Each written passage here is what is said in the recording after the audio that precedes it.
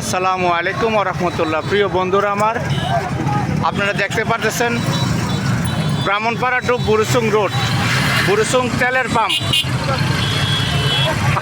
শতে শতে লোকজন গাড়ি নিয়ে বসে রয়েছে, কিন্তু তেল দেওয়ার নামে কোনো কিছু নাই। বলছে যে 6টা বাজে তেল দিবে, কিন্তু 6টা থাক দূরের কথা, আমরা 4টা বাজে আইয়া দেখতেছি যে 12টা বাজে শুরু করছে টোকেন দেওয়া।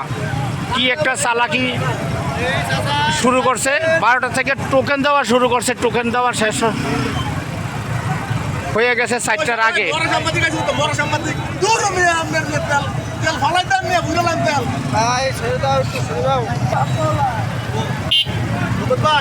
ভাই, আপনারা দেখতে পারতেছেন মানুষের এই দুর্ভোগ।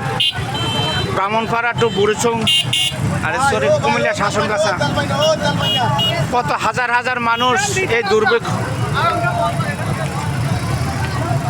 আল্লাহ তোরা বিচার করো,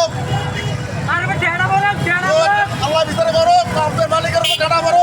ভাইজান আসসালামু আলাইকুম। ওয়ালাইকুম সালাম ভাই। আপনার নাম কোন? আপনি পরিচয় দেন। ভাই আমার বাড়ি বুড়িসং সঙ্গুতার, আমার মাথা আরো আছে ভাই।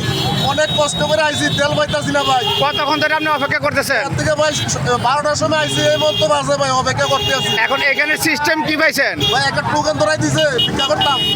কয়টা বাজে এই টোকেন নিছেন? টোকেন নিয়েছি ভাই 3টা বাজে, 3টা বাজে টোকেন নিছেন, এই পর্যন্ত অপেক্ষা করতেছেন। এই মতো অপেক্ষা করতে এখনো তেলের কোনো হিসাব পাইতেছেন না? না ভাই। আর ভাই দিলে আপনার কি ধারণা?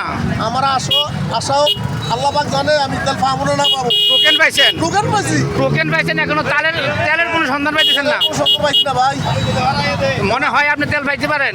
আল্লাহ পাক যদি দেয়, আল্লাহ যদি দেয়, নইলে তেল বাচ্চা খাই আল্লাহ। কারণে তেল দণ্ড অবলম্বন হইতেছে, মানুষের কোনো ইয়ে নাই, ধৈর্য নাই।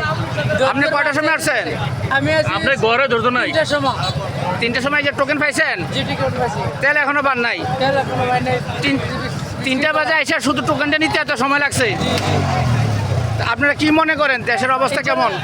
দেশের অবস্থা ইনশাআল্লাহ ভালো। এটা জয় বাংলা, জয় বাংলা। দেব। প্রিয় বন্ধুরা আমার, দেখতে পারতেছেন হাজার হাজার লোক কত কষ্ট করতেছে এই তেলের জন্য। এই তেলের দুর্ভোগ, এত কষ্ট। আমলি একটা ভালো আসলো বুঝছেন নি? কি অবস্থা, তেল মেল ভাই না, কাজ করে খাই, কারেন্টের কাজ করি, আমরা তেল মেল দেয় না বুঝছেন নি? কিটা কইতাম কন, আমলি সঙ্গে থাকতে তো ভালো আসতাম, তেল মেল খাইতাম, তেল মেল কিছু পাই না। ভাইজান, এটা তো আপনার সরকারের কোনো দোষ নাই, এটা তো যুদ্ধের কারণে। তেল তো আইয়ে তেল আইয়ে না, সরকার বলতেছে সংসদের ভিতরে যে তেল আছে, পর্যাপ্ত পরিমাণ মজুরি আছে, আমরা তেল আছে, তেলের অভাব নাই। সরকার সংসদের ভিতরে বলতে আছে যে তেল আছে, তাহলে তেল কো দেবিদার দেব নাকি রে বাবা কিটা